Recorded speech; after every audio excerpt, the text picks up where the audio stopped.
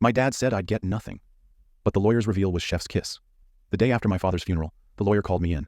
I sat across from him in a quiet, wood-paneled office. His nameplate read, Charles Denton Esquire, and his suit was too sharp for someone who probably sat behind a desk all day.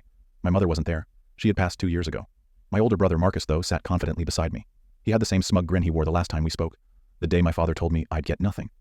"You're wasting your time showing up," Marcus had said outside the church. Dad made it clear. "You were always the problem. You dropped out, chased that repair shop nonsense, and barely showed up for family events. He left everything to me. Always planned to." And it was true. My dad never held back. He had made it painfully obvious over the years that Marcus was the golden child, the one with the business degree, the country club friends, and the big house. I was the one who fixed motorcycles and rebuilt rusted engines. He never said it with pride, only tolerance. "Let's begin," Denton said, opening a folder and pulling out a thick envelope. The room went still. No background music, no soft hum of the air conditioning, just silence. Denton began reading the will. "To my eldest son, Marcus, I leave the main residence, 2 of my vehicles, and my investment accounts as listed in the attached appendix." Marcus leaned back, smug, almost laughing. "And to my youngest son, Noah." Denton paused and looked at me. His eyes narrowed slightly. "I leave the commercial property located on Eastbrook Industrial Lane, all contents within, and the attached letter to be read privately." Marcus snorted. "That rundown warehouse? He can have it." I didn't say a word.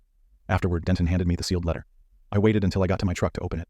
"Noah, I know you think I never saw the value in what you did. Truth is, I saw it. I just didn't understand it back then. That property was my father's. Your grandfather. He built it with his hands. I let it sit for years after he passed. I couldn't bring myself to sell it or clean it out. But I've kept it in my name, untouched. Everything in it is now yours.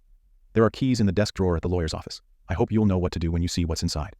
Your father, Daniel Cole." I went back the next morning. Eastbrook was quiet. The building looked old, but solid. The lock clicked easily. The door creaked open. Inside, under dusty covers, were 6 vintage motorcycles, untouched, pristine. Beside them, crates with tools, equipment, rare parts. But the real moment came when I found a safe in the back room. Behind the safe door were dozens of rolled deeds, original ownership titles, and a ledger with buyer names, all written in my grandfather's handwriting. It wasn't just a storage space. It was a legacy business, an underground vintage restoration enterprise. And the name signed at the bottom of the ledger? Celebrities, private collectors, even a museum director.